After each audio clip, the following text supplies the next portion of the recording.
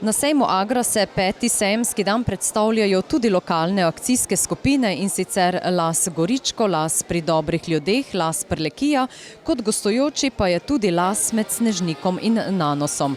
Na eni od številnih stojnic je tudi kulturno-turistično društvo Vaneča. Gospa Milena Kuhar, zakaj ste se odločili, da pridete na sejem se predstavljati? Ja, lepo pozdravljene. Naše turistično društvo se že nekaj let predstavlja na posejmih. Sodelujemo v okviru LAS, Zveze kulturno-turističnih društev, občine Puconce, predstavljamo našo občino, naše dogodke, naše prireditve, ter povabimo čim več članov, da se udeležijo, nas obiščejo in s tem pripomorejo k našim aktivnostim. Kaj natančneje pa predstavljate danes na stojnici? Ja, danes predstavljam naše lokalne dobrote, naše gospe so se potrudile, pripravile nekaj domačih dobrot, tako da vabim vse obiskovalce, da jih poskusijo, da vidijo, kako so dobre in potem obiščejo naše kraje. Zakaj je vredno obiskati vaše kraje oziroma vaše dogodke? Dogajajo se različne stvari, trudimo se, predstavljamo našo občino, našo prelepo Goričko. Mi smo, kot veste, prag Goričkega, kjer se Goričko komaj začne. Tako da ja, vredno ga je raziskati, lepe pohodniške poti imamo, lepe turistične kraje, turistične kmetije, lokalne produkte, tako da se splača obiskati naše kraje. Izpostaviva še nekaj vaših najpomembnejših dogodkov.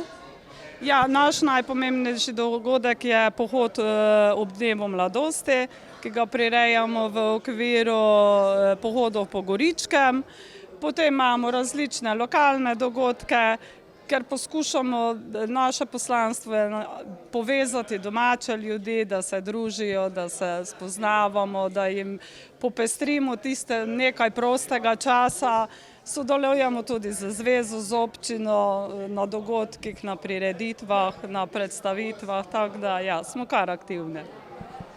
To sejemsko dogajanje je tudi priložnost, da se spoznate z drugimi ponudniki, ki se predstavljajo na stojnicah. Ste se kaj povezali? Točno tako, povezujemo se z drugimi društvi, potem se obiskujemo na prireditvah, tako da ja, se splača. Kaj pa konkretno tukaj na sejmu s temi razstavljavci in ponudniki? Ja, tudi smo že nekaj poznanstv sklenili, tako da vse. Kakšni so načrti za prihodnost? Ja, upam, da bomo v podpori občine, v podpori naših članov, ker brez članov ni, brez obiskovalcev tudi ni naših prireditev, tako da upamo, da bomo delali tako naprej ali pa tudi še boljše. V okviru Las Prlekija se na stojnicah lokalnih akcijskih skupin predstavlja tudi ekodomačija Ros iz Vučje vasi. Gospa Dominika Ros, kdaj ste se odločili za ekološko kmetovanje? Naša odločitev sega sedaj že 5 let nazaj. Bila je pa čisto preprosta, ali kmetujemo na način, kot smo do takrat, ali pa gremo na neko dodano vrednost, to pa je ekološko kmetovanje. Ste zadovoljni z ekološkim kmetovanjem? Smo zadovoljni z ekološkim kmetovanjem, edina težava, ki jo povzročajo, pa so pač vremenske spremembe, pa toče in nalivi.